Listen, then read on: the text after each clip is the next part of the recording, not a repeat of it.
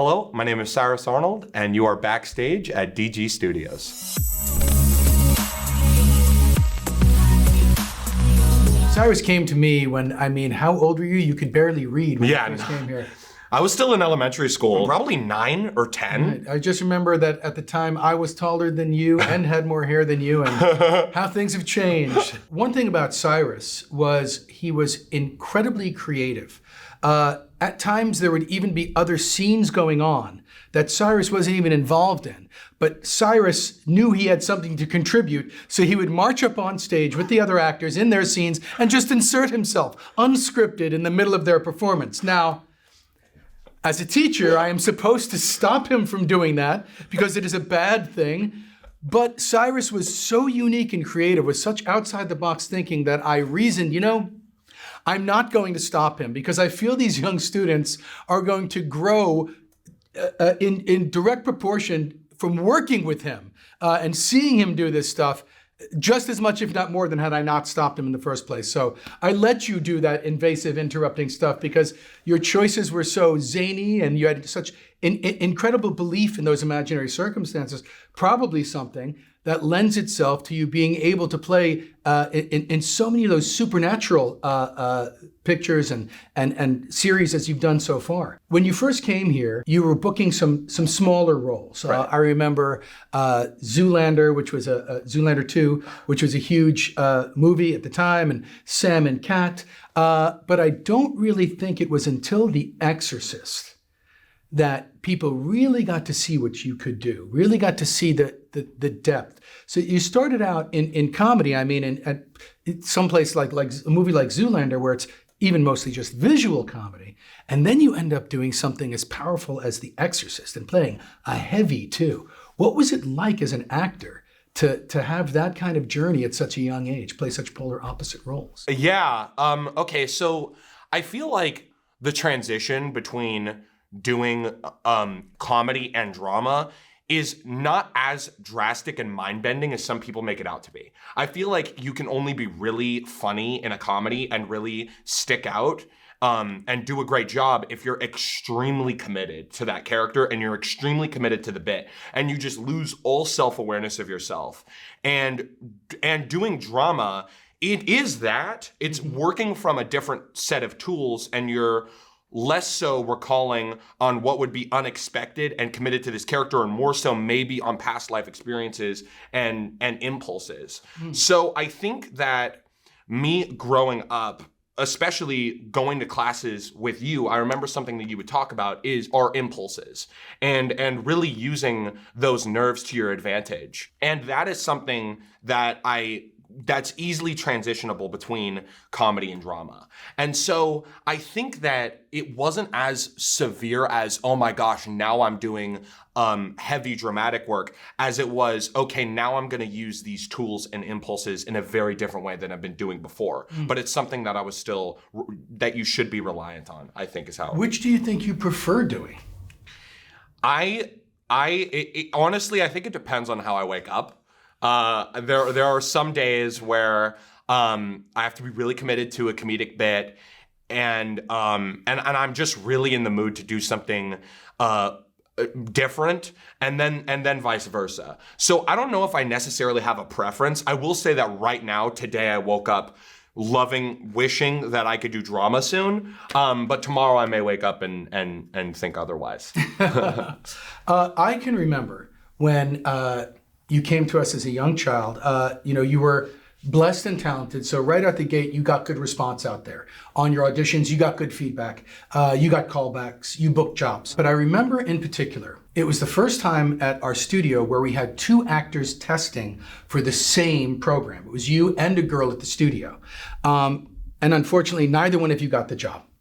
And she came to the studio afterwards, just in tears and saying, I can't do this anymore. I can't act anymore. This was my shot and I blew it. And then I got a call that you were coming to the studio too. And you were even younger than her. I think you were like 10 at the time, or 11. And I was thinking, oh God, this is going to be terrible. But you came in the door with the biggest smile on your face. And you said, David, okay, I didn't get it, but I almost did, right, Mom? I almost did it. I am going to get the next one. And I was thinking, son, You just might, and you did, and you never stopped since then. I mean, you've just been a booking machine and just all over the map with the stuff that you have booked. There is no genre that you haven't touched yet. Most actors don't get to do that, Cy. That's very uncommon. To what do you attribute that you so effortlessly glide between medium and tone so well? It really, really, really, I can't attribute that to anyone outside of people that have inspired my acting, including you and my mom. We're really the only two people that, as a kid, and my dad sometimes as well, that would work with me and give me the space and room to make really unique choices.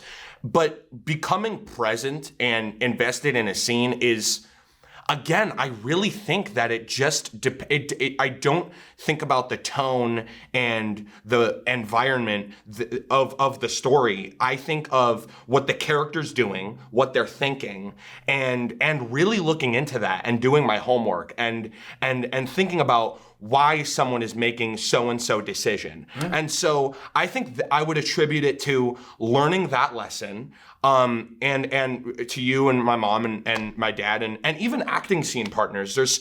I feel like it takes two to tango. And I think that you can't really come in saying, this is how the scene is, this is what the vibe is, this is what the tone is, this is what I'm gonna do. Because if you come in and you wanna bawl, cry, and scream in anger, and the other person is sticking to their guns and whispering the lines, it's not really gonna work. Right. And so I think that you can attest that and attribute that to, obviously what my impulses are, but also just feeling out with the person that you're acting opposite against, right, and seeing what they're bringing as well, and then kind of feeling something out in the middle. I think I agree, and I've always felt that acting on the set, the growth is exponential there. I mean, you walk away learning so much from one performance, from doing one episode of a show, than you could for months in class when you actually get out there. I equate it to someone who wants to be a brain surgeon. Well, you can go to school for years and years, but until you're actually cutting open heads, right, it's a little different, darling. You know? Yeah. And so it's the same kind of thing with what we do. Let's say that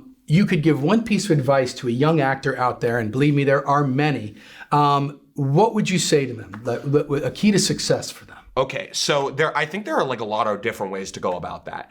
To someone who really, really has a passion for this and really wants to, but they don't know how to make a connection in Los Angeles or a big city, get that tape and go to classes. David is here. That's something that I would really recommend. And something else that I would give to a young actor is that acting doesn't have to be so ego-driven. Is something that I learned the hard way. When I was 12 and doing Zoolander, can I curse a little bit? You sure can. Okay, I kind of came back thinking that I was the shit.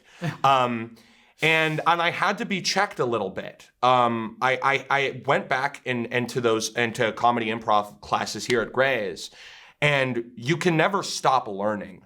And as soon as you truly know that, then some of your ego gets subsided.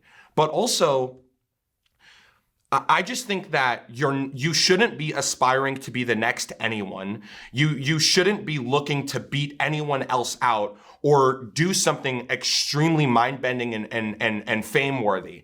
I think that as long as you truly care about acting and care about the craft and really enjoy what you're doing, then it's definitely worth it, and the odds are in your favor, is what I would say. Having those altruistic beliefs and ideals are definitely going to keep one going longer and stronger than just a quench for fame and fortune. Right. Not to mention, if you're looking for fame and fortune, you're in the wrong industry. I can point you towards several that are a lot more lucrative and a lot less heartbreaking. Can I ask you, Cy, and I don't even know if you're going to remember, but what was your very first and earliest memory of me? Okay, so I remember my earliest memory was when I came into classes for the first time. And the only thing I remember, the thing I remember specifically, and I want to hear your perspective on this. Absolutely. If it's super embarrassing, I'm down to hear it because I was a wild kid. I just remember meeting you outside your studio when I was like 10, and I think that's my earliest memory of you. You're standing out in the street, yeah, meeting for the first time. Yes, I think that does stick in my brain a lot. I knew you were going to be a success at a young age. I told your mom so, and she was like, "Really, you think so?" I was like, "Absolutely." And she said, "I bet you say that to everybody," and you all know that I don't. But sometimes it's just super easy to spot. I like everybody else.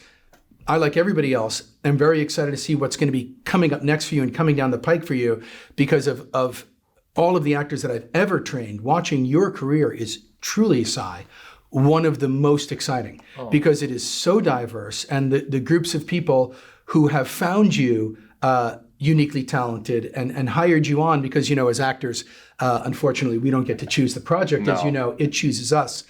The group of artists that have recognized your depth and profundity have been such a group that is so respected and lauded throughout the entire entertainment community that I'm really excited to see what happens and what comes next for you. I want to thank you so much for coming here today and talking with us. The one that really sticks out to me, that was really heartwarming for me, that told me that you were a teacher that really cared about the students and what they do with acting. I remember that my first pilot, I was 11, and it was after doing classes here for a couple of years. It was More Time with Family. I remember. Produced by Matt Damon and Ben Affleck. Mm-hmm. And yeah, I just remember we luckily, since I was a series regular on that pilot, we had the privilege to invite a couple of different people, and you were one of the people that came and saw me perform, and that was, I think, my favorite memory of you because it was just so heartwarming to know that doing these classes really did pay off in a really great way. And the fact that I'm still sitting here with you, like all of these years later, probably a decade later, is pretty wild and pretty awesome. And that's just such a sweet memory I have was doing this huge show and then looking into the audience and seeing you and you like really watching. That was. I remember that day watching you do that pilot. I was beaming. Cool. With pride. I love you, son. Yeah, thank you, dude. That was great. You've been watching Backstage at David Gray Studios. Interested in classes? davidgraystudios.com.